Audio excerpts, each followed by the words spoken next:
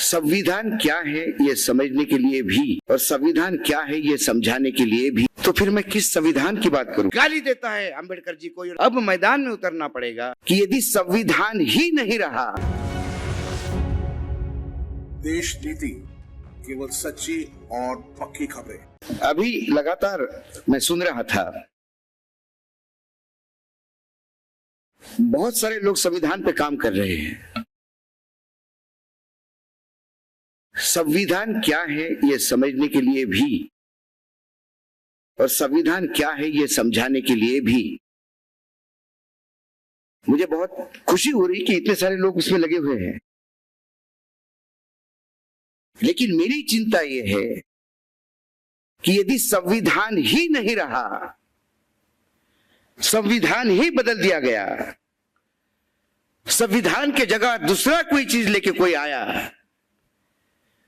तो फिर मैं किस संविधान की बात करूं? मैं किस संविधान को समझाऊं? मैं किस अधिकारों की बात करूं? मैं किस दायित्व की बात करूं? मैं किस समता की बात करूं? मैं किसी बंधुत्व की बात करूं? और अमृत काल में देश के एक ऐसा समय आया कि दिल्ली में बैठ के अब यह लगने लगा कि संविधान बदला जाएगा। मुझे याद है कि जब चुनाव के बीच में राहुल गांधी से जब बात हुई तो उन्होंने मुझे पूछा, do you really think so? I said the draft is ready. चुनाव के नतीजों का इंतजार है। चुनाव में 50 दिन बाकी है, 58 दिन बाकी है।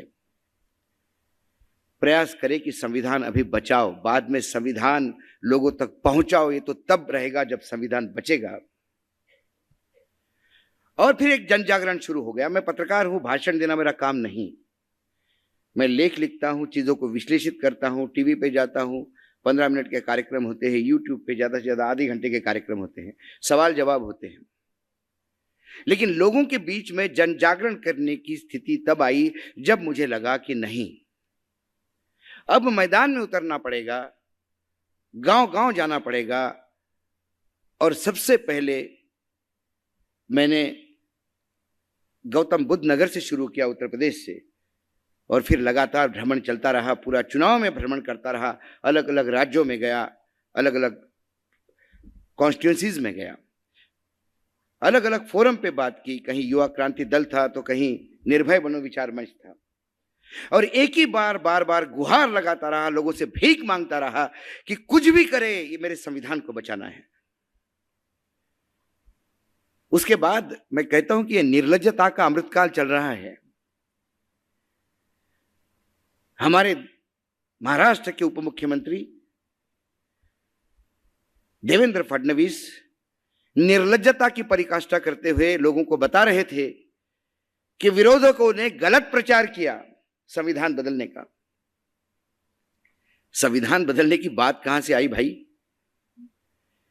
क्या संविधान बदलने की सबसे पहली बात कर्नाटक के हेगड़े ने नहीं की थी, जो भाजपा का बड़ा नेता था?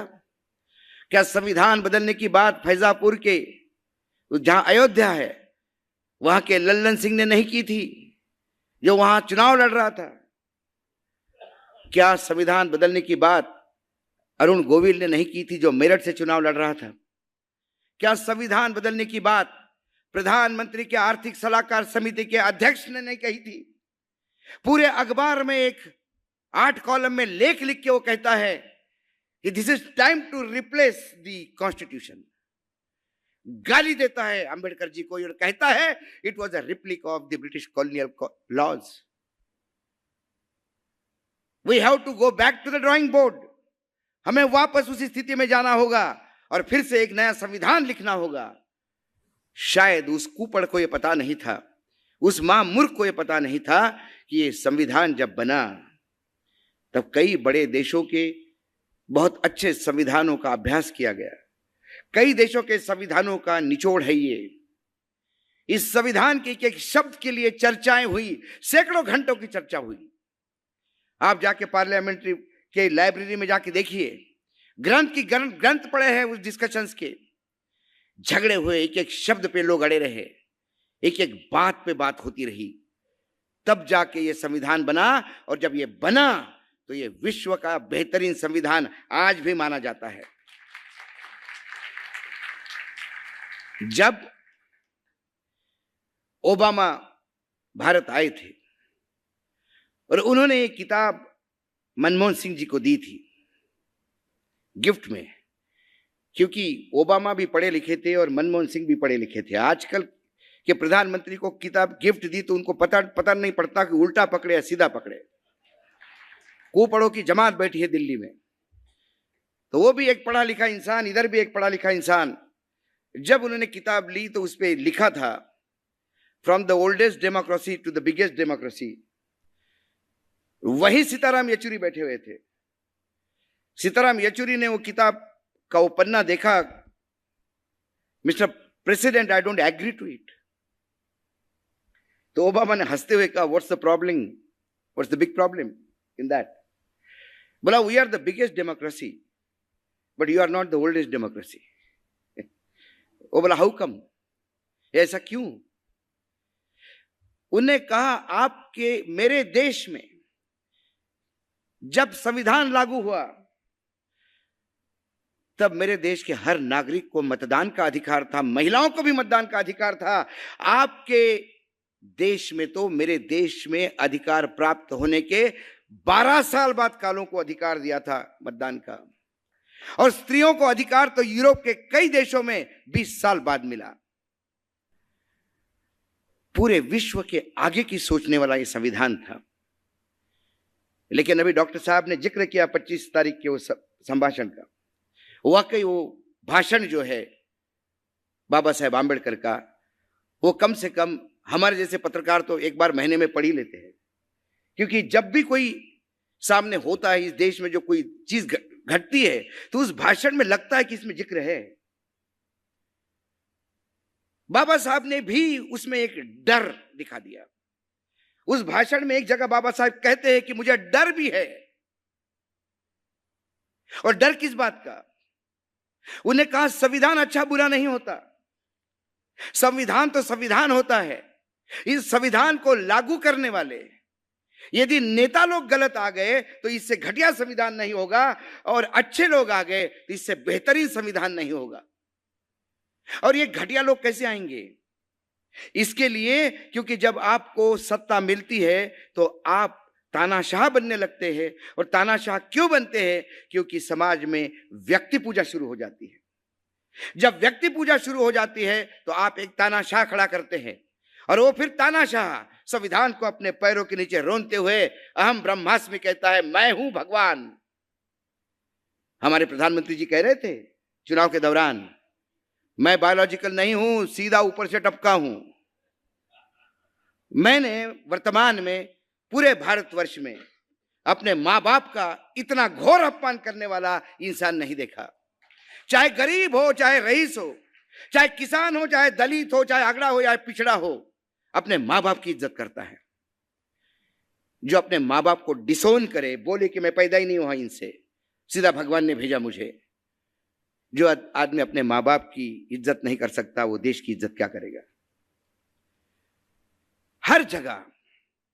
हर जगह संविधान को मैंने 2014 से लेकर 2024 तक हर जगह मैंने संविधान को रोनते हुए देखा है। और हालत यह है कि जो 3 स्तंभ है इसके, एक विधायिका है, एक कार्यपालिका है और एक न्यायपालिका है। मीडिया चौथा स्तंभ नहीं है, वो जबरन हम अपने आप को घुसेड़ते हैं, टेकू लगाते कि हम भी है चौथा स्तंभ। कोई मीडिया चौथा स्तंभ नहीं है, 3 स्तंभ है। और 3 स्तंभ में जो विधायिका थी उसमें लोग पढ़े लिखे आते थे, अनपढ़ भी आते थे, तो अकल थी। आजकल कुपढ़ों की जमात इकट्ठा हो गई है। क्योंकि मैंने जब इनको अनपढ़ कहा तो एक बहुत सीनियर व्यक्ति ने मुझे एयरपोर्ट पे डांटा। उन्होंने कहा कि आप अनपढ़ कह के कितने लोगों का अपमान कर रहे हैं वानखड़ी जी, पता है आपको? मैंने बोला, सर क्या? मैं समझा नहीं। बोले, मेरे देश का किसान बहुत अनपढ़ है, पढ़ा लिखा नहीं रहता वो, लेकिन खेत में ऐसे पंछियों को उड़ते देखते हुए पता पड़ता है उसको कि बरसात कब होगी। वो हवा को भाप के बुआई करता है, वो आपके बड़े बड़े साइंटिस्ट से ज्यादा वो पता पड़ता है कि गाय की आवाज से वो पता पड़ता है कि गाय को क्या चाहिए। वो अनपढ़ है लेकिन अकलवान है। तो मैंने बोला आप ही बताइए महाशय, इनको क्या कहूं? बोले इनको कुपढ़ कहिए। एक नई जमात है। अनपढ़ आदमी तो पढ़ने के लिए ललायित होता है, पढ़ा लिखा तो जो पढ़ा है उसको ज्ञान कैसा लोगों को दूं इसलिए चिंतित होता है। ये जो कुपढ़ है ये अनपढ़ भी नहीं होता और पढ़ा लिखा भी नहीं होता। ये पढ़े लिखे को चैलेंज करता है और अनपढ़ पे हंसता है। और ये कुपढ़ ही भी है कि जो मटका नाले पे रख के गैस भी जलाता है। ये कुपढ़ भी है, 4 सदी के संतों को इकट्ठा करता है। ये कुपढ़ भी है कि जो बादलों के पीछे प्लेन को चलाने की बात करता है। क्या? और उससे ज्यादा हास्यास्पद यह है कि जब वो मटके की बात कर रहे थे तो आईआईटी के स्टूडेंट तालियां बजा रहे थे। जूते से मारना चाहिए वैसे स्टूडेंट्स को। एक माइकल लाल खड़ा होकर ने बोला, mister prime minister please don't change the laws of the science. विज्ञान की धाराएं मत बदलिए सर। आप कानून बदलते हैं सब ठीक है, आप अपने शब्द बदलते हैं सब ठीक है, आप समाज में बदलाव चाहते हैं सब ठीक है, लेकिन विज्ञान तो विज्ञान ही रहने दीजिए। तालियां बजा रहे थे। हमारे चैनल उसको महिमा मंडित करते हैं कि देखिए साहब ने ऐसा बोल दिया। और हमारे सोसाइटी में एक शाखा में जाने वाले सज्जन थे। मैंने बोला क्या हो गया प्रधानमंत्री को? बोले नहीं, मैंने 3-4 जगह देखा ऐसा मटका रख के गैस जलाते हुए। मैंने बोला आप भी महान हो। ये एक भेड़चाल चली है। तो इस विधायिका में यदि कुपढ़ लोग आए हैं तो संविधान का रक्षण नहीं कर सकते, वो अपना स्वार्थ देखेंगे। आज के समय जो सत्ता में आता है वो मैं सत्ता में हूं और मैं अंतिम व्यक्ति का क्या भला कर सकता हूं इसकी चिंता नहीं करता। वो सत्ता में इसलिए आता है कि अगले बार मैं फिर कैसे सत्ता में आऊं, इसीलिए पहले दिन से जुगाड़ करना लगता है। तो फिर हम कहां रहते? कोई नहीं, कोई किसी की कौन चिंता करता है?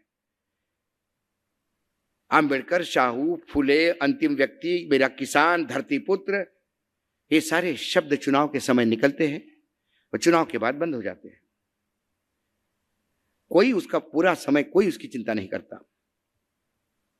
चुनाव के लिए पैसा चाहिए तो एक उद्योगपति की फौज खड़ी होती है, ठेकेदारों की एक फौज खड़ी होती है। वो ठेका लेते हैं आपके चुनाव का कि मैं आपको इतना पैसा देके जितवाऊंगा, मुझे काम दीजिए, तो उनको काम मिलता है। उद्योगपतियों को भारत की जितनी भी हमारे पूर्वजों ने बना के रखी है वो सारी चीजें बेच बेच के उनको फ्री फंड में अलॉट की जा रही है, क्योंकि उनको पैसा चाहिए। और हम 5 साल में जब हमारा दायित्व सबसे बड़ा है, आज तो मेरा इस विश्वास उड़ गया इस बात पे कि लोग कहते थे कि 3 स्तंभ है, 3 में विधायिका वो कस्टोडियन है, कोई कहता है न्यायपालिका कस्टोडियन है, कोई कहता है कार्यपालिका कस्टोडियन है। मुझे तो ये कस्टोडियन नहीं, ये दीमक दिखती है जो संविधान को खोखला कर रही है। अब कस्टोडियन हम लोग ही है, हमें ही बचे हैं, और ये लड़ाई लड़नी पड़ेगी रास्ते पे, क्योंकि पाकिस्तान से आप लड़ सकते हो तो वो दुश्मन है। घर के अंदर से दुश्मन को लड़ना बहुत मुश्किल है। रावण राम से नहीं हारा, रावण विभीषण से हारा था। और ऐसे विभीषण हर जगह मिलेंगे आपको, और इनको ढूंढ के निकालना है। इसलिए चुनाव महत्वपूर्ण है, आपका वोट महत्वपूर्ण है। क्योंकि वहां बाबा साहब ने एक बात कही थी कि धीरूभाई अंबानी भी हो और उस राज्य का भिखारी भी हो, एक साथ लाइन में वोट देते हैं। ब्राह्मण भी हो, शंकराचार्य भी हो, और सबसे मैला ढोने वाला दलित भी हो, वो भी उसी लाइन में लगा के वोट देता है। उसका भी एक वोट है और मेरा भी एक वोट है। वो जो अधिकार दिया है हमें, उसका हम ठीक से उपयोग ना करें तो ये संविधान बदल देंगे। आज कितनी हम लोगों को कितना मूर्ख समझते हैं हमारे देश के नेता। ये तो मैंने आपको विधायिका बताई, अब कार्यपालिका पे आते हैं सर। आपने कार्यपालिका का पहले ही महिमा मंडन कर दिया। आपने ये भी कहा कि कार्यपालिका के जो आईएएस आईपीएस इसको ग्लोरीफाई मत करे। नहीं करते सर ग्लोरीफाई। ग्लोरीफाई करते होते तो आज दोनों यहां होते। आज दोनों यहां नहीं है। यही उनकी औकात है और उनको पता है कि यहां जब जो बोला जाएगा वो कान में समाने की औकात भी होनी चाहिए। क्योंकि आप यदि शपथ लेते हैं, संविधान की शपथ लेके आप यदि आईएएस अधिकारी, आईपीएस अधिकारी बनते हैं, तो फिर समाज में यदि कोई वेदना है तो उसके शब्द कोई आपके सामने आए, उसको सुनना ये आपका पहला दायित्व है। लेकिन जिसको सिर्फ साहब का आदेश सुनने की आदत हो, जिसको सिर्फ ठेकेदार से कमीशन लेने की आदत हो, वो ऐसे शब्द नहीं सुन पाता। होता है ना कि वो एक कहावत है बहुत ही, मतलब मैं शब्द क्या कहे, कई कई बार मुझे कई मेरे घर वाले भी बोलते हैं कि बोलते समय तुम एकदम आपा खो देते हो। एक होता है कि कुत्ते को खीर नहीं पचती, ऐसी स्थिति हो गई हमारे देश में। अच्छे विचार पचते नहीं लोगों को, इसलिए भागते हैं। कई आईएएस ऑफिसर, मैं क्या नाम लूं, कई मैं जाता हूं तो मुझे कहते हैं कि आपसे मिलना है। मैं लखनऊ में था सर, मैं शाम को कुछ पत्रकारों के बीच में बैठा था एक कॉफी हाउस में, तो एक सज्जन मेरे पास आए पत्रकारों में से उठ के, आपसे बात करनी है, आप कब फ्री होंगे? मैंने अभी फ्री है, अभी सबसे बात हो ही गई, अभी निकलते हैं। तो बोला मुझे 5 मिनट देंगे? मैंने हाँ बोलो, साइड को ले गया। बोला भाई साहब आप बुरा मत मानना, ये मोटरसाइकिल पे बैठ के आपको कहीं जाना होगा। तो बोला क्या हुआ, जाना मतलब? बोला कुछ अधिकारी आपसे मिलना चाहते हैं लेकिन ऐसे खुले में नहीं मिलेंगे वो। तो मैंने बोला मुझे तो क्या डर है भाई।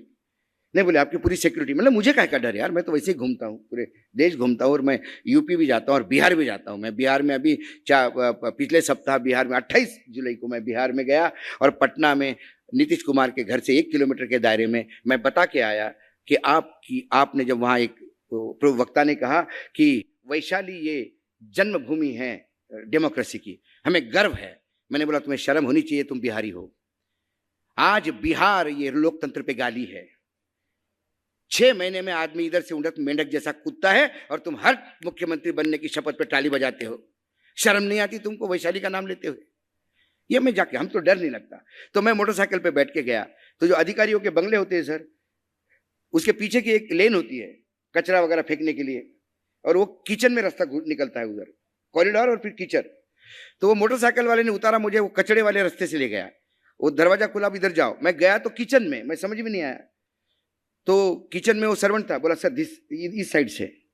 मैं गया, मैं ड्राइंग हॉल में पहुंचा, 12 आईपीएस ऑफिसर बैठे हुए थे। मैं गया तो जिसका घर था बोला I am very sorry Ashok ji, just please you should understand, आपसे ओपनली मिलना मतलब, हमारे चीफ मिनिस्टर इतने पढ़े लिखे हैं कि वो अधिकारी को फोन करके बोलते थे वानखड़ा कैसा आ गया तुम्हारे घर में, तुम्हें रहना है कि नहीं, कि जबरिया रिटायर्ड कर दूं? तो बोला आपसे बात करनी थी। उन लोगों ने मेरे साथ 2 घंटे बात की, इतनी सारी चीजें बताई। बोले हमें डर लगता है। मैंने बोला डर किस बात का? ट्रांसफर का। तो बोला ट्रांसफर का डर कैसा? क्रीम पोस्टिंग पे नहीं बैठते। एक क्रीम पोस्टिंग क्या होती है? जहां माल खाने को मिलता है। आपने अभी कहा ना कि रिटायर्ड होने के बाद अधिकारियों ने ये सब काम करना चाहिए। सर अब आपके पास कुछ नहीं इसलिए आप काम कर रहे हैं। अब मेरे पास 500 एकड़ जमीन है, 3 मॉल है, 4 5 स्टार होटल है, मैं उसका हिसाब देखूंगा कि आपके साथ काम करूंगा? एक आईएएस ऑफिसर की कहानी सुनाता हूं। वो बेचारा रिटायर्ड हो गया, यूपी का था, कैडर का, सेंट्रल गवर्नमेंट में डिप्यूटेशन था, वही रिटायर्ड हो गया। पति पत्नी दोनों सेक्रेटरी थे, दोनों रिटायर्ड हो गए। और जब भी मिलते तो लोग कसमें खाते थे, क्या ईमानदार आदमी, बोले बहुत जोशी जी जैसा आदमी नहीं मिलेगा। और जो मारुति पहली 800 जो निकली थी, पहला लॉट जिसमें पावर स्टीयरिंग भी नहीं हुआ करता था, वो मारुति थी उसके पास। और रिटायरमेंट के बाद ये बंदा 2 बेडरूम के फ्लैट में, और किसी भी कोई सा सोशल फंक्शन हो तो उसमें दोनों पति पत्नी खुद ही गाड़ी चलाता था। हमने बोला क्या सर ये गाड़ी का स्टीयरिंग व्हील भी आपको नहीं? बोले I could only offer this. मैं जीवन में देखो एक ही गाड़ी ले सका अशोक, देखो ईमानदारी से काम करने में, लेकिन सुकून की नींद लगती है मुझे। और हम कसमें खाते थे। ये 1-1.5 साल वो फंक्शन में रहा, फिर आना कम हुआ तो मुझे लगा तबीयत वगैरह ठीक नहीं वगैरह। फिर मैंने पूछा क्या गए, दिखते नहीं सर? तो बोला यार वो ज़्यादा शायद उम्र हो गई, हो रही होगी। और दोनों पति पत्नी ने वो फ्लैट भी बेच दिया और बोले शायद गांव चले गए। किसी ने कुछ नहीं कहा। एक दिन एक नोएडा का बिल्डर मुझे मिला, बोला याद है एक बार तूने जोशी जी से हाथ मिलवाया था मेरे को? मैं हाँ। बोले सिडनी में मिले मुझे। मैं क्या? बोले 3 5 स्टार होटल है उनके। मैं होटल से उतर रहा था, वो चढ़ रहे थे, मैंने बोला जोशी जी, तो एकदम झपक गया। बोले बोले नहीं। तो फिर बाद में लोगों ने बोला बोले he is the owner of the hotel. तो मैंने बोला ये नई विधा है कि पहले एकदम 5 स्टार होटल दिखाओ तो ईड़ी उड़ी की रेड हो जाएगी, पहले पुराने मार्केट में घूमो, 1.5 साल तक और मूर्ख बनाओ और फिर बाहर जाके पैसा बचाओ। तो अब कहां से संविधान में वो अधिकारी आएगा? और आज 90%, सॉरी टू से 90% अधिकारी वैसे ही है। कोई अधिकारी 24 घंटे दिल्ली में कोई अधिकारी काम नहीं करता, बहुत कम लोग काम करते हैं, 5% भी नहीं होंगे। बाकी लोग सब नेताओं का इसका पीआर कर, उसका पीआर कर, उस नेता का खुश कर, इस नेता का खुश कर। और अभी एक चीफ सेक्रेटरी आपका महाराष्ट्र का रिटायर्ड होकर दिल्ली में डेपुटेशन पे आया, दिल्ली में रिटायरमेंट के बाद उसको जॉब मिली, बीजेपी की सरकार ने कहीं रख लिया उनको। तो महाराष्ट्र सदन में कोई संगोष्ठी थी, उसमें वो बैठे थे, सवाल जवाब थे, मैं बैठा था पीछे। मैंने एक सवाल पूछा उनको, देखिए साइकी कैसी होती है अधिकारियों की और इनसे क्या अपेक्षा कर सकते हैं आप? मैंने उनको पूछा what about the interference of the politicians in your work? आपके काम में राजनीतिज्ञों की कितनी दखल होती है? तो उसने कहा कि क्यों नहीं होनी चाहिए, राजनीतिज्ञों ने बिल्कुल दखल देनी चाहिए, क्योंकि उनको 5 साल में चुनाव लड़ना पड़ता है, अधिकारी को नहीं लड़ना पड़ता है। तो मैंने बोला इसके मायने हैं जो अधिक नेता बोलेगा वो करेंगे? बोले हमारे ड्यूटी है नेता का हिसाब से काम करना।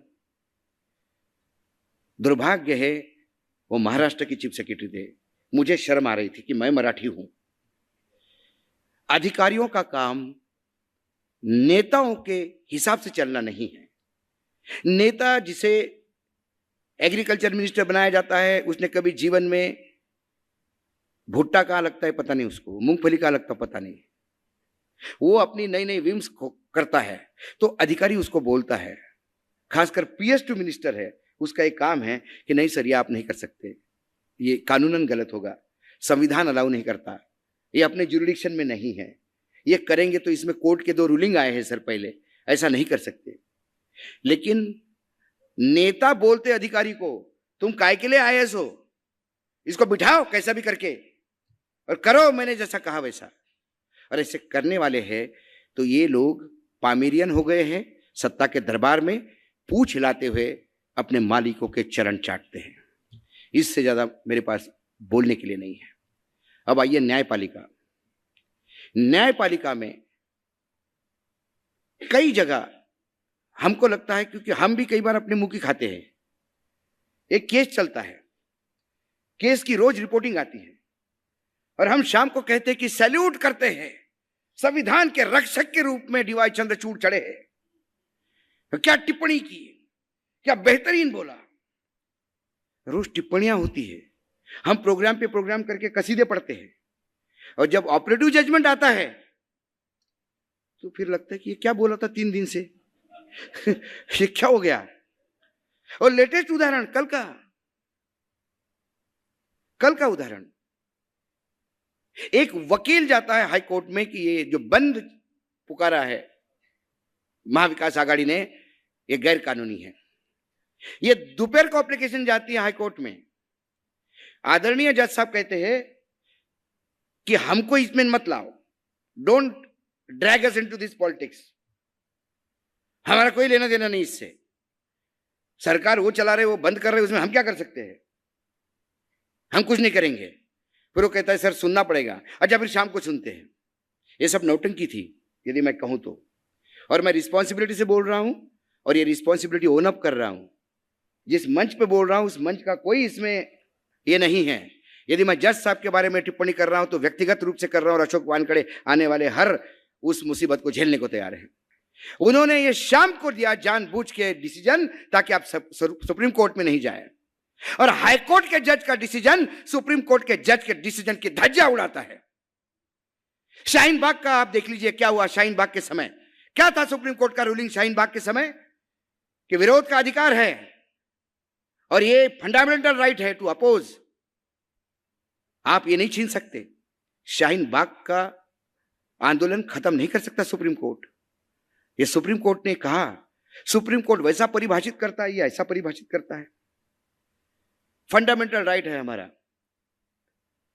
विरोध प्रकट करना, बंद विरोध प्रकट करने का एक रास्ता है। पीपल्स रिप्रेजेंटेटिव एक्ट राजनीतिक दल को वॉलंटियर ऑर्गेनाइजेशन कहती है, जो एक सिविल सोसाइटी है। उन्हें बिल्कुल अधिकार है कि वो प्रोटेस्ट करें। सिर्फ जज तब बोल सकता है जब इस बंद के खिलाफ महाराष्ट्र गवर्नमेंट कोर्ट में आती, और महाराष्ट्र गवर्नमेंट कहती कि ये इंटेलिजेंस की रिपोर्ट है सर, यदि ये बंद कल हो गया तो रक्तपात मचेगा, हाहाकार मचेगा, तो आपको गुहार है। तब जाके बोलना होता है, तब जाके कहीं जज और सुन सकता है या जज इसको एंटरटेन कर सकता है। महाराष्ट्र गवर्नमेंट सीन में ही नहीं है। एक वकील आया, उसने एप्लीकेशन दी, बाद में पता पड़ा उस बेंच ने आज तक कभी सरकार के खिलाफ दिया ही नहीं कुछ। उनको भी सुप्रीम कोर्ट जाना होगा। उसका लक्ष्य न्याय देना नहीं है, सुप्रीम कोर्ट जाना है। सुप्रीम कोर्ट वाले का लक्ष्य राज्यसभा है। मतलब ये खत्म ही नहीं होता। लेकिन जिस काम के लिए आए हैं, क्या आप न्यायदान करते हैं? चंद्रचूड़ साहब ने अभी कहा कि न्यायदान होना महत्वपूर्ण नहीं है, न्याय हुआ ये दिखना चाहिए। आपने भी टालियां बजा, मैंने भी टालियां बजाई। फिर मैंने एक सवाल खड़ा किया। अब उनसे तो सवाल नहीं पूछ सकते, हम तो वीडियो में सवाल रिलीज किया हमने। मतलब आपने इलेक्टोरल बॉन्ड में न्याय तो किया, दिखा नहीं ना सर। डकैती की है राजनीतिक दलों ने, एक्सटॉर्शन किया है राजनीतिक दलों ने, ईडी सीबीआई के नोटिस देके चंदा इकट्ठा किया है। दवाई के सैंपल फेल होने पे वो पास करने के लिए आपने पैसा लिया है। आपने बड़े बड़े बिल्डर के लाइसेंस देने के लिए पैसा लिया है, और एक लॉटरी वाले ने तो सबको ही पैसा दिया। इसलिए कोई हमाम में सब नंगे, कोई बोलने को तैयार नहीं है। आपने सब सामने लाया, लेकिन जिसने ये काम किया उस पे पनिशमेंट कब? उस सरकार को कौन पूछेगा कि तूने जो डकैती की है इसकी जवाबदेही किसकी? किसने तुझे अधिकार दिया? उस पे ब्लैंक हो गए। तो न्याय तो दिया, दिखा कहां चंद्रचूड़ जी? वो भी मौन है। तो न्यायपालिका भी तीसरा स्तंभ को भी कीड़ लग गई है। हर जगह बातें बड़ी बड़ी करते हैं। डिलीवरी में तो हमेशा, आजकल तो कोई कहता कि बहुत बढ़िया टिप्पणी की है, मैंने होल्ड ऑन, कोई शो मत करो, ऑपरेटिव जजमेंट आने दो। ऑपरेटिव जजमेंट क्या होता है? और ऑपरेटिव जजमेंट आपको देखना हो तो राम मंदिर का देखिए, क्या बेहतरीन जजमेंट है सर। जजमेंट, मैं बैठा हुआ था एक टीवी पे, वहां जजमेंट शुरू हो गया देना, और वहां का रिपोर्टर 2-2 मिनट में एक एक लाइन ऐसा भेजता था। सबसे पहले बेंच ने कहा कि आस्था की कोई जगह नहीं है न्यायपालिका में, हम मात्र प्रूफ देखते हैं और उसी पे हम डिसीजन देंगे। मैंने बोला ये हो गया संविधान का रक्षक। एंड में क्या आया? लेकिन कि लोगों की आस्था देखते हुए कि रामलला वही है। तो अरे मेरे बापड़े, तू पहले काहे को बोला? सीधा सीधा 2 लाइन का जजमेंट देता कि मेरे को लगता है कि आस्था है और मैंने राम मंदिर दे दिया, चलो नेक्स्ट। काहे इतना घुमा घुमा के जिलेबी इमरती करता है भाई? क्यों करता है? तो हमारे तीनों स्तंभ को कीड़ा लग गया है। लेकिन संविधान साबुत है। इन कीड़ों में इतनी औकात नहीं कि संविधान को चट कर जाए। ये संविधान के इर्द गिर्द घूम रहे हैं, संविधान को हाथ लगाने की हिम्मत नहीं हो रही है। प्रधानमंत्री कहते हैं कि मैं किसी भी हालत में आरक्षण खत्म नहीं होने दूंगा। बिल्कुल सही बात है, मत होने दो, लेकिन देगा कहां? आरक्षण देगा कहां? आईएएस का आरक्षण, पीछे से भर्ती। शिक्षकों का आरक्षण, 18,000 दलितों का अधिकार। सुप्रीम कोर्ट ने कहा कि 18,000 लोगों को आपने दिया ही नहीं ये आरक्षण। बॉम्बे एयरपोर्ट पे जब भी एम्प्लॉयमेंट के लिए विज्ञापन निकलता था, उसमें लगता था कि इतने पोर्टर चाहिए या इतने टेक्निकल आदमी चाहिए, उसमें इतने शेड्यूल कास्ट, इतने शेड्यूल ट्राइब, इतने ओबीसी होता था। अब वो अडानी सेठ का हो गया। अडानी सेठ के यहाँ प्लेसमेंट सर्विस से जाता है। एक एक चीज पे, एक एक जगह पे यदि वो प्राइवेटाइज्ड होती जाएगी तो आरक्षण खत्म होगा। आरक्षण हमारा वहीं होगा। आरक्षण हमने कम नहीं किया। आरक्षण तुम्हें बाबा साहब ने दिया, उसको हम छेड़ेंगे नहीं, लेकिन खुदा कसम आरक्षण मिलने भी नहीं देंगे। देखते हैं तुम आरक्षण कहां लेते हो। ये दुमुही सरकार है। सवाल पूछने चाहिए। मैं कांग्रेस को बहुत अच्छा नहीं कहता। कांग्रेस ने संविधान का सम्मान नहीं किया तो अपमान भी नहीं किया। इंदिरा गांधी ने जरूर आपातकाल लगाया था। वो आपातकाल भी संविधान में ही देन है। वो आपातकाल भी संविधान में लिखा हुआ है, आप ला सकते हैं। लेकिन उसकी परिणति क्या होगी? इस देश की जनता ने इंदिरा गांधी को उठा के फेंक दिया। तो लोग करेक्शन करने जानते हैं, लेकिन वो समय अलग था, आज का समय अलग है। आज आप गली गली जाओ, राम राम राम राम मंदिर, बिल्कुल ऐसा देवी आंगा तला सर्कल करते लोग। गाय रास्ते पे दिखी तो गाड़ी आप आदमी पे चढ़ा दो, लेकिन गाय को यदि टच हो गई गाड़ी तो आपकी गाड़ी भी टूटेगी, आदमी भी मरेगा अंदर से कि गौ माता को मारा। और इनकी माता रास्ते भर प्लास्टिक खाते हुए घूमती रहती है। ये मध्य प्रदेश में सरकार ने कह दिया था कि हर जिले में गौशाला होनी चाहिए। सबने गाय इकट्ठा कर दी, सरकार से अनुदान लिया, गाय को चारा ही नहीं दिया। सैकड़ों गाय मर गई। गाय मरने के बाद वही गाड़ दी, बताना भी नहीं पड़ा। फिर किसी ने देखा तो वो फिर पता पड़ा कि इतना बड़ा स्कैंडल हो गया। फिर 2 लोगों को अरेस्ट हो गया, 3 दिन बाद जमानत हो गई। अब पता नहीं, हो सकता है वो कारपोरेटर बन जाएगा, एमएलए बन जाएगा, क्योंकि पैसे खाए उसने। तो इनके लिए संविधान ये बेचने की चीज है, समझने की नहीं। नेताओं के लिए राम ये बेचने की चीज है, समझने की नहीं। बाबा साहेब आंबेडकर ये बेचने की चीज है, समझने की नहीं। तो समय आने पे बाबा साहेब आंबेडकर के लिए भी आंसू बहाएंगे। समय आने पे राम नाम के नाम से 3 दिन व्रत रख के मैं गया वहां पे। राम उस मंदिर में है नहीं सर। राम ऐसे व्याभिचारियों के साथ रह ही नहीं सकता। जो आदमी मुंह खोलता है झूठ बोलने के लिए, वहां राम कहां से आएंगे? भाई तुम फ्रॉड हो सकते हो, राम तो फ्रॉड नहीं है। वो तो भगवान है, वो तो एक आदर्श पुरुष है।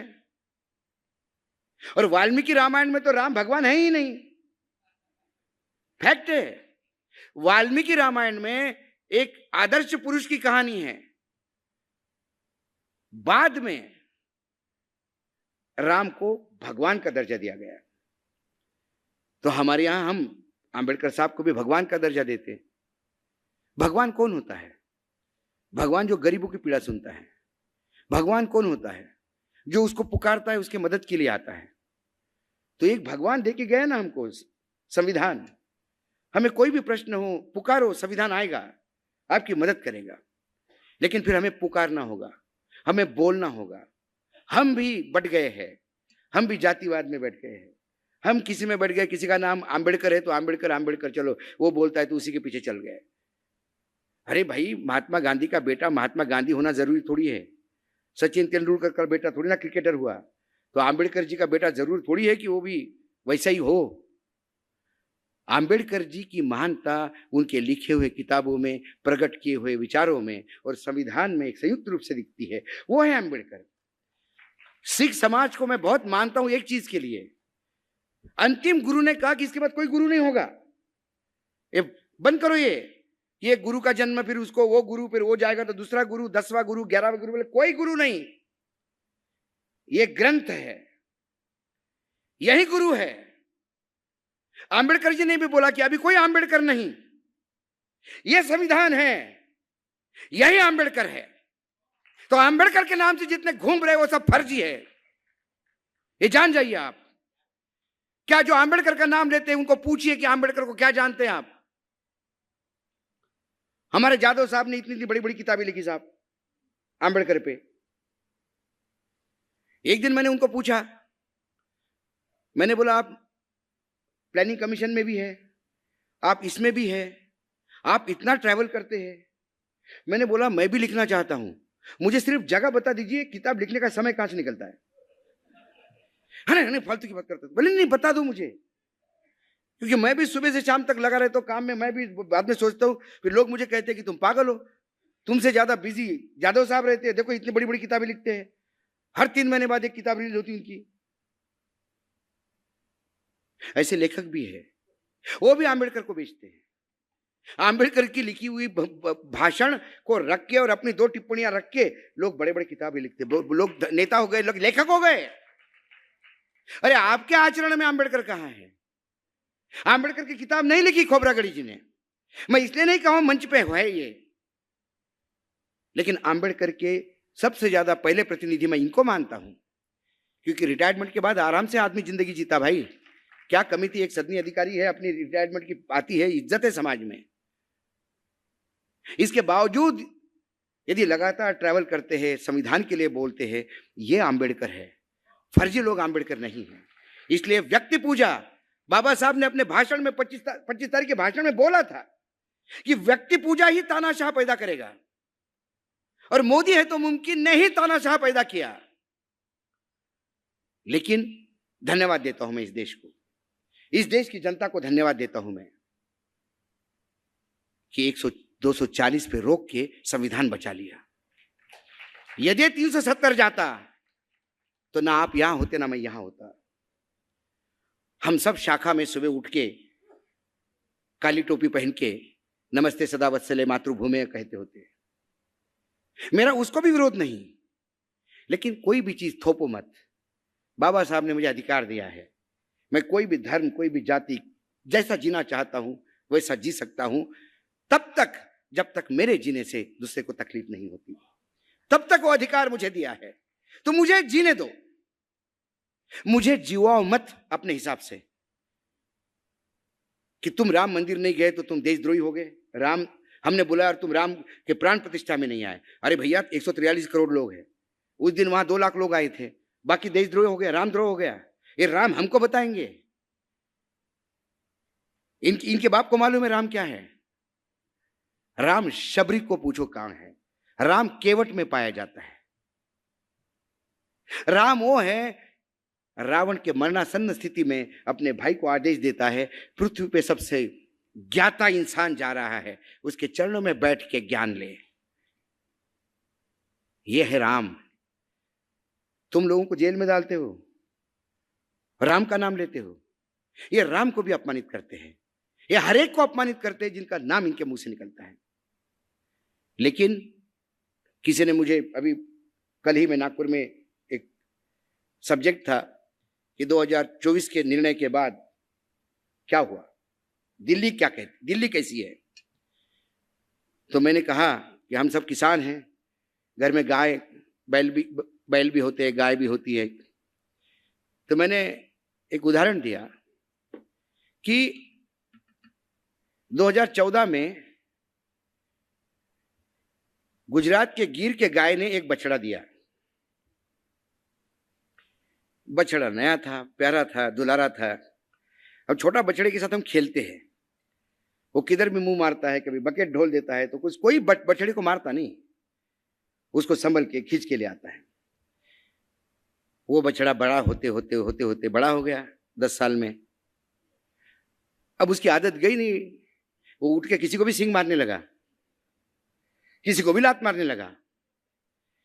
तो फिर घर के मालिक ने कहा कि अब एक खेती में काम करने लायक हो गया, इसको वेटरनरी हॉस्पिटल ले जाओ और इसका कैस्ट्रेशन करवाओ।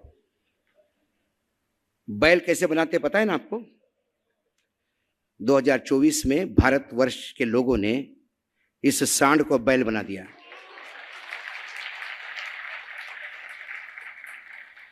इसलिए, लेकिन कभी कभी वो बैल भूलता नहीं है, आदत से बाज नहीं आता, तो फिर पुरानी से टोचना पड़ता है उसको। तो फिर ये वक्फ बोर्ड का बिल लेके आया और चंद्रा बाबू ने दे पुरानी पीछे से छोड़ दिया। फिर दूसरा बिल लेके आया ब्रॉडकास्ट, हमारे जैसे लोगों को बंद करने के लिए, मुंह बंद करने के लिए। तो किसी ने कहा कि वो चंद्रा बाबू फिर पुरानी ऊपर लेके बैठा, बोले अभी पैक कर दो। फिर पीछे से एंट्री करवाई, फिर दोनों तरफ से पुरानी लगी। अब यो घायल है, जख्मी हैं और ये ज्यादा दिन टिकेगा नहीं। इस देश की जनता ने देख लिया, हम संघर्षशील हो सकते हैं, हम आधे भूखे हो सकते हैं, हम अधनंगे हो सकते हैं, हम प्रकृति से लड़ रहे हैं, हम महंगाई से लड़ रहे हैं, बेरोजगारी से लड़ रहे हैं, असंख्य हमारे पास अपने प्रॉब्लम्स हैं, लेकिन इतना होने के बाद भी हम मूर्ख नहीं हैं। हमें कोई मूर्ख नहीं बना सकता। हम इमोशनल लोग हैं, कभी कभी किसी के बहकाव में आ जाते हैं, लेकिन जब हमें समझता है तो फिर हम उसकी औकात दिखा देते हैं, और इस देश ने औकात दिखा दी। और औकात तो 180 पे है, ये दावे के साथ कहता हूं मैं, ये 240 पे नहीं, 180 पे है। ये तो मशीनों का खेल हो गया। करीब करीब 69 सीटों पे, जहां जितने मत डाले गए उससे ज्यादा गिने गए, ऐसे 69 सीटें हैं। तो मैं तो फिर भी 60 सीट देता हूं, मशीन ने भी दी होगी राजीव कुमार के, तो भी 240 पे औकात पे है। और लगातार, और मुझे नहीं लगता 6 महीने तक का टाइम भी है इनके पास, ये टूट जाएगा। ये तानाशाह अपने घर जाएगा। अपने इतिहास, चाहे पुराण उठा लो, चाहे इतिहास उठा लो, चाहे मेडिवल हिस्ट्री उठा लो, मॉडर्न हिस्ट्री उठा लो, जो तानाशाह हुआ कुछ समय तक उसने राज किया, उसके बाद उसका जो हश्र हुआ वो आप सोच भी नहीं सकते। हर तानाशाह का हश्र होता है। तो ये जनता है जो लगातार संघर्ष कर रही है, और इसीलिए मैंने कहा कि पहली प्रायोरिटी हमारी ये थी कि हम किसी भी हालत में संविधान को बचाएं। अब संविधान बच गया है, अब फिर से अपना काम चालू करना है। बीच में जो ब्रेक मैंने कम से कम लिया, वो सिर्फ इसलिए लिया कि पहले संविधान तो बचाऊं। संविधान ही नहीं बचाएगा तो फिर मैं क्या लोगों को बांटूंगा। अब संविधान बच गया है और अच्छी तरह से बच गया है, नहीं तो मनुस्मृति तय थी। और ये मनुस्मृति क्यों, ये दोगले क्यों हैं? मोहन भागवत जी इसी जिले से आते शायद। मोहन भागवत जी कहते हैं कि हमको मुसलमान चाहिए। मोहन भागवत जी कहते हैं कि यहाँ के मुसलमानों का डीएनए भारतीय है, बिल्कुल मानते हैं। वो कहते हैं मैं छुआछूत से दूर हूं, मुझे छुआछूत नहीं चाहिए समाज में। और पंचजन्य आर्टिकल लिखता है कि देश में जाति पाति रहेगी तो ही हिंदू धर्म एक साथ रहेगा। जिस दिन जाति पाति नष्ट हो जाएगी, हिंदू धर्म बिखर जाएगा। ये पांचजन्य का पिछले सप्ताह का आर्टिकल है। उनका ओरिजिनल सोच पांचजन्य से आता है। जो ओरिजिनल है वो ये है, जो डुप्लीकेट है वो आप लोगों के सामने बोला जाता है। क्या संघ में अभी तो कोई दलित संघ चालक हो ही नहीं पाया? सब ब्राह्मण होना जरूरी है? ये तो सांस्कृतिक ऑर्गेनाइजेशन है। एक ठाकुर आया था, रज्जू भैया, बाकी तो सब ब्राह्मण है। संविधान से नफरत क्यों होती है तानाशाह को? इसलिए नहीं कि उसको मनुस्मृति लागू करनी है। संविधान इन लोगों के लिए सबसे परेशानी का सबब एक जगह है कि संविधान आपको अधिकार देते हैं, और ये अधिकार विहीन समाज चाहते हैं। आपको कोई अधिकार नहीं हो, वो आपको गाय भैंसों जैसा हाके। वो बोले इधर चलो तो आप उधर चलो, वो कहे ये खाओ तो आप उधर ये खाओ। आपने उसने कहा कि ये पहनना होगा तो ये पहनना होगा। आपने कहा यही त्योहार मनेगा तो ऐसा ही मनेगा। जैसा ही कोई कहता है कि ऐसा करो, हम कहते हैं कि ऐसा क्यों करेंगे, हमको तो अधिकार है। ये सबसे बड़ा अधिकार रात दिन कोसते होंगे बाबा साहेब आंबेडकर को कि किस मनुष्य घड़ी में इस आदमी को लॉ मिनिस्टर बनाया गया होगा तब, और किस मनुष्य घड़ी में इस आदमी को ये संविधान का काम दिया जो ये अधिकार लेके आया कहां से। लेकिन ये कुपड़ ये नहीं जानता, इसी संविधान ने और अधिकारों ने उसको प्रधानमंत्री बनाया है। तथाकथित चाय बेचने वाला, क्योंकि ये चाय पता नहीं बेचता कि नहीं बेचता था, क्योंकि किसी बात पे विश्वास तो रख ही नहीं सकते। जब भी मैंने कहा ना, जब मुंह खोलता है तो झूठी बोलता है। तो मैं किस बात, एक बार वो लेकिन सच बोले थे, एक बार सच बोले थे। वो ट्रेन में जाता था, रिजर्वेशन नहीं होता था, जब रिजर्वेशन नहीं होता था तो मैं एक ऑर्डिनरी डब्बे में चढ़ जाता था, बैठने की जगह नहीं होती थी। तो फिर मैं हाथ देखने के नाटक करता था कि मुझे हाथ देखना आता है, और तुरंत लोग मुझे पास में बिठा लेते थे, बैठने की जगह मिल जाती थी। स्टेशन आने पे चाय पिलाते थे, समोसा खिलाते थे, और मैं उनको बताता था ये गुरु का माउंट है, ये शुक्र का माउंट है, थोड़ा बहुत जो भी सुना है वही मैं बताता था, वो भी झूठ। लेकिन मैं झूठ बोल के जगह पाता था, ये सच तो उन्होंने बोला। मैंने बोला जीवन में एक मैं धन्य हो गया, प्रधानमंत्री के मुंह से मुझे पहली बार सच सुनने को मिला, मैं धन्य हो गया। प्रधानमंत्री हमारी पूरे जोरों शोर से भ्रष्टाचार के खिलाफ लड़ना चाहते हैं। मजा आती है सुनकर उनके। वो भ्रष्टाचार की लड़ाई में पहले भ्रष्टाचारी ढूंढते हैं, जब भ्रष्टाचारी ढूंढना पड़ेगा ना, कौन भ्रष्ट है। अजीत दादा इधर आओ, छगन भुजबल इधर आओ, हसन मुशर्रफ इधर आओ, फला इधर आओ, अधिकारी तुम इधर आओ। बोले सारे भ्रष्ट है, इकट्ठा हो गए। फिर अमित शाह जी ने पूछा इनका क्या करना है। बोले बीजेपी भ्रष्टाचार प्रकोष्ठ बनाओ, इनको मंत्री बनाओ। हम नए नए हैं, हमको मालूम नहीं पैसे कैसे खाए जाते हैं। एक बार अजित पवार का स्वागत करते हुए अमित शाह जी ने बोल दिया पूना में, दादा आपने देर कर दी, पहले आते। तो मैं किसी चैनल पे बैठा था तो उन्होंने कहा कि अशोक जी इसके मायने क्या है, क्यों कहा होगा ऐसा। मतलब जो मुझे समझ में आता यही है। मधेपुरा कांड हो गया था, बैंक का भ्रष्टाचार, मधेपुरा कोऑपरेटिव बैंक, 1600 करोड़ रुपए का। उसके डायरेक्टर थे अमित जी, और यहां 17,000 करोड़। तो कई ईगो हट हो गया। दादा पहले मिलते तो हम भी 70 कर लेते, हमको तो पता ही नहीं, हमारी औकात तो 16 तक ही थी। मैंने बोला यही मैं सोच सकता हूं, और क्या सोचूं।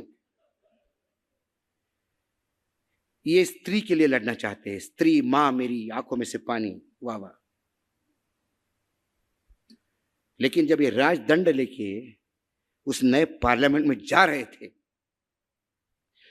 500 मीटर दूर इस देश की होनहार लड़कियां जिन्होंने ओलंपिक में गोल्ड मेडल लिया, सिल्वर मेडल लिया, उन लड़कियों को दिल्ली पुलिस अपने जूते के नीचे रेंद रहे थे।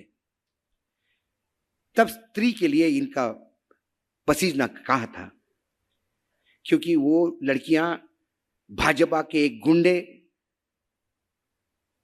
शरण सिंह, ब्रजभूषण शरण सिंह के लिए कंप्लेंट कर रही थी।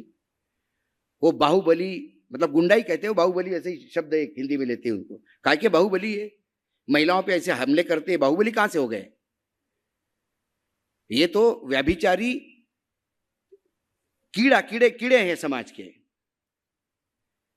3-4 जिले में उसका इंफ्लुएंस है, 4 लोकसभा सीट पे खेल कर सकता है वो, इसलिए वो व्यभिचारी भी इनको चला। प्रधानमंत्री ने निर्लज्जता का मैं आपको अंतिम उदाहरण बताता हूं, क्या निर्लज्जता होती है। प्रधानमंत्री ने मीडिया को कहा कि जब महिला पे अत्याचार होते हैं और उस अत्याचारी को सजा होती है, तो मीडिया ने वो सजा बड़ा चढ़ा के बतानी चाहिए, ताकि समाज में ऐसे व्यभिचारियों के बीच में डर पैदा हो। तालियां, सब लोग तालियां बजाने लगे, वाह वाह वाह। मैंने बोला क्या बोल रहे हैं, अरे बाप रे बाप। बिल्किस बानो कौन थी, क्या वो गुजरात की बेटी नहीं थी। बिल्किस बानो गर्भवती 3 साल की बेटी के साथ घर के 7 लोगों को लेकर जान बचाते हुए खेत की तरफ भागी। इन नराधमों ने उसको खेत में पकड़ा। उस महिला के सामने 7 लोगों, 3 साल के बच्ची को पैर पकड़ के जमीन पे जैसे कपड़े धोते हुए, और उसके बाद उस गर्भवती महिला के साथ 7 ने बारी बारी कुकर्म किया। ये मेरे आरोप नहीं, ये सर्वोच्च न्यायालय तक केस जाने के बाद न्यायाधीश के शब्द है। उसके बाद उन लोगों को सजा होती है, और फिर गुजरात गवर्नमेंट उन लोगों की सजा माफ करती है। और जब लोग बाहर निकलते हैं तो ये भाजपाई उनका स्वागत करते हैं, बैंड बजा से ले जाते हैं। तब प्रधानमंत्री कहां गए थे, तब प्रधानमंत्री कहां गए थे। सजा भी हुई थी प्रधानमंत्री जी, हमने कवरेज भी दिया था, लेकिन फिर ये दो मुही बात करने वाली बात है। ये तो लाल किले की भी पवित्रता खत्म कर चुके हैं। लाल किले के प्राचीर से कितने कितने लोगों ने बोला है, जो पार्लियामेंट में ही झूठ बोलते हो, उनसे क्या लाल किले की और क्या अपने और आपकी और मेरी इज्जत का सवाल होगा। ये सत्ता के भूखे हैं, सत्ता का मक्खन इनको खाना है, और सत्ता के मक्खन खाने के लिए ये किस हद तक जा सकते हैं। ये रो सकते हैं, ये अपने माँ को भी, बीमार माँ को अंदर के कॉट से बाहर कॉरिडोर में लाते हैं, क्या कि मैं, तू मुझे आशीर्वाद दे ताकि कैमरे देखे। जो अपने माँ का भी मार्केटिंग करता हो, जो अपने गरीबी का मार्केटिंग करता हो, जो हर चीज का मार्केटिंग करता हो, एक मार्केटिंग मैनेजर है। दुर्भाग्य है कि भारतवर्ष देश, बड़े जैसे देश में वो वहां बैठा है, और हमारा दुर्भाग्य है कि हमने उसको बिठाया है। हमने बिठाया है, हम ही लोग हैं। तो इसलिए संविधान बचेगा, संविधान बच रहा है, लेकिन संविधान पे हमला करने वाले ऐसे हमलावर फिर न पैदा हो, इसका गारंटी समाज को लेना होगा।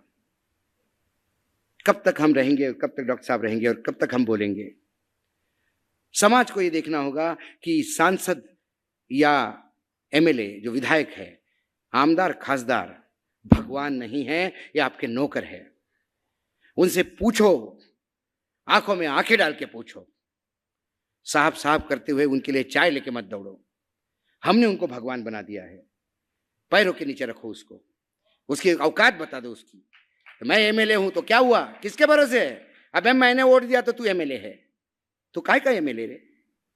तू जिस गाड़ी में चल रहा है ना, उसका पेट्रोल भी हो सकता है मेरे पैसे से हो, टैक्स मैं भी भरता हूं, अपने घर से नहीं लाता।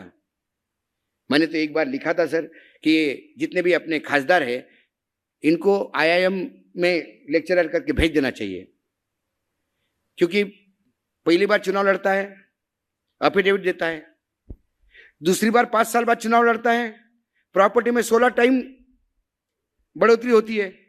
मतलब भैया 5 साल में तू पार्लियामेंट भी संभालता है, कॉन्स्टिट्यूंसी भी संभालता है, लोगों के प्रश्न भी संभालता है और बिजनेस भी करता है। इसके बाद यदि तेरी 16 टाइम तेरी प्रॉपर्टी बढ़ती है तो तेरे जैसे होनहार आदमी को आईएमए में जाना चाहिए। हमारे सब बच्चों को पढ़ाओ यार, कैसे बनाते हैं ये, ताकि इस देश के लोग आगे बढ़े, सोने की चिड़िया हो जाएगा भारत। बेशरम है, लोगों को बोलना नहीं आता। मध्य प्रदेश और राजस्थान का चीफ मिनिस्टर है, उसको कॉन्ट्रडिक्शन शब्द बोलना नहीं आता, खटरंग खटरंग खटरंग करता रहा, लोग हंसते रहे। इतने में एक विधायक उठ के खड़ा हो गया, बोला अरे हिंदी में बोल दीजिए साहब। तो बोले मैं क्या करूं, अंग्रेजी में लिखा है। ये शब्द है, ये हंसी करने की बात नहीं है, ये हम अपने पे हंस रहे हैं। यह एक प्रदेश के मुख्यमंत्री है। नारायण राणे को इंग्लिश में पूछा हुआ शब्द नहीं दे सकता। नारायण राणे थापा के यहां चाय पिलाता था, सब्जी लाता था। थापा के कहने पे यूनियन के कोटे में इनकम टैक्स में प्यून था। ये प्यून आदमी महाराष्ट्र का मुख्यमंत्री बनता है, ये प्यून आदमी एमएसएमई का मंत्री बनता है। और जब सवाल पूछता है कोई एक सांसद उसको अंग्रेजी में, तो जवाब नहीं दे पाता, फिर उसको स्पीकर हिंदी में समझाता है, हिंदी में नहीं समझ पाता, और बंबईया भाषा में बोलना करता है तो बोलता है वो समझ गए, तुम बैठ जाओ यार। अब ये हमारे अभिभावक है। मैं प्यून को बुरा नहीं मानता, लेकिन कुछ लोग उस पद पे जाने के बाद उस पद की गरिमा को अनुसार अपने आप को ढालते हैं। एक गरिमा होती है उस पद की कि मैं मंत्री बनूं तो मैं स्टडी करूं, दिन रात मैं कागज देखूं। मैंने ऐसे कई मंत्रियों को देखा है। मैंने सोमपाल शास्त्री को देखा है, एग्रीकल्चर मिनिस्टर थे। एक दिन बोला मिलना है, तो बोला रात को 2 बजे आ जाओ। मैंने क्या हो गया, कहाँ मिलोगी 2 बजे? बोला ऑफिस में। मैंने 2 बजे तक क्या करते हो? अरे पूरा पढ़ना पड़ता है अशोक, मैं ऐसा थोड़ी फाइल क्लियर करता हूं, I have to read the file. ऐसे भी मंत्री है। और बाकी मंत्री पूछते किधर साइन करना है। एक हमारे भूरिया करके मंत्री थे, यूपीए की सरकार थी, ट्राइबल अफेयर्स के मंत्री थे सर, उसका मंत्री पद चला गया। मैंने बोला ये ट्राइबल मंत्री और दिग्विजय का खास, दिग्विजय ने उसको मंत्री बनाया, ये गया कैसे? बाद में एक भयावह स्टोरी सामने आई। ट्राइबल्स के राइट का एक बिल, मतलब कोई ये लाना था। तो ये जो एडवाइजरी कमेटी थी जिसमें सोनिया जी अध्यक्ष थी, तो उनमें सबने बोला कि ये ट्राइबल के लिए लाना चाहिए। उन्होंने कहा immediately write note to the tribal minister. वो अंग्रेजी में नोट गया। बापड़े को अंग्रेजी आई नहीं, इसने पीएस को दिया। पीएस को क्या खुन्नस थी पता नहीं, उसने उसको डंप कर दिया, किसी को बताया ही नहीं। उसके बाद 2 मीटिंग के बाद किसी ने कहा कि मैम दैट ट्राइबल बिल, बोला अरे अभी तक नहीं आया, राइट अ स्ट्रांग नोट। उन्हें दूसरा नोट लिखा, पीए ने फिर देखा, पीए ने उसका रिप्लाई दिया कि एडवाइजरी कमेटी गलत सोच रही है, भारत सरकार ऐसा कुछ नहीं कर सकती, और इसे साइन करवा के भेज दिया। सोनिया जी गांधी बोली ये भारत सरकार मतलब ये क्या है, ये आदमी भगा इसको। फिर मैंने बोला भुरिया जी क्या हुआ? अरे यार ये जो है ना पीएस, पता नहीं यार कौन सी दुश्मनी निकाल रहा था यार मेरी, अरे साइन करवा ले यार बाबा उसमें। मैं कभी सोनिया जी को बोल सकता हूँ क्या ऐसा? अरे निपटा दिया यार मेरे को उसने। ये हमारे मंत्री है, क्या करे, दुर्भाग्य है। तो संविधान बचाना है, सामाजिक, जब आप अच्छे नेता भेजोगे, जब बाबा साहेब आंबेडकर को जो 25 तारीख को डर लग रहा था, ये 75 साल बाद कम से कम समाज इतना प्रगल्भ होना चाहिए कि उस समाज ने बाबा साहब को वंदन करके बोलना चाहिए कि बाबा साहब वो डर अब आपको लग रहा था वो हमने निकाल दिया। अब समाज इतना प्रगल्भ हो गया कि हम हमारे विधायक, हमारे सांसद उस अनुरूप चुनेंगे कि वो जाके कम से कम इस देश के अंतिम व्यक्ति के लिए काम करेंगे। जब ये बात होगी तब कहीं जाकर हम ये मान पाएंगे कि संविधान भी बचेगा। और जो सामाजिक, आपने कहा था कि भाई सामाजिक लोकशाही तभी आएगी जब सामाजिक लोग संसद में बैठेंगे। यदि उनका सामाजिक दायित्व ही नहीं है, वो किसी मिशन के लिए आए हैं, किसी कोटे में आए हैं, किसी काम के लिए आए हैं, तो फिर ऐसे लोगों का कोई कहीं जगह नहीं। एक वर्तमान में जो स्थिति है उसमें एक अभी बेहतरीन पुष्पमित्र उपाध्याय की एक कविता है सर, और ये कविता समाज के लिए है। आप ये समझ लीजिए कि लोकशाही जो है वो द्रौपदी है। इतना आप समझ जाएंगे तो ये कविता का मर्म समझने में आपको आनंद आएगा। उठो द्रौपदी वस्त्र संभालो, अब गोविंद ना आएंगे। कब तक आस लगाओगी तुम बीके हुए अखबारों से, कैसी रक्षा मांग रही हूं दुशासन के दरबारों से। स्वयं जो लज्जा ही न पड़े है वो क्या लाज बचाएंगे। उठो द्रौपदी वस्त्र संभालो, अब गोविंद ना आएंगे। कल तक केवल अंधा राजा अब गूंगा बहरा भी है। होठ सील दिए हैं जनता के, कानों पर भी पहरा है। तुम ही कहो ये अश्रु तुम्हारे किसको क्या समझाएंगे। उठो द्रौपदी वस्त्र संभालो, अब गोविंद ना आएंगे। छोड़ो मेहंदी भुजा संभालो, छोड़ो मेहंदी भुजा संभालो, खुद ही अपना चीर बचा लो। द्यूत बिठाए बैठे शकुनी, मस्तक सब बिक जाएंगे। उठो द्रौपदी वस्त्र संभालो, अब गोविंद ना आएंगे। तो अब इस लोकशाही को, इस संविधान को बचाना होगा तो खुद संविधान को ही वस्त्र।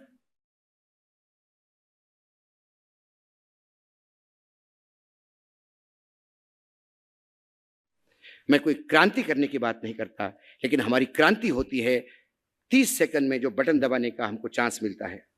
वो 5 साल हम हमारा भाग्य विधाता देते हैं। वो 5 साल इस संविधान के प्रति नमन करने वाला व्यक्ति भेजते हैं।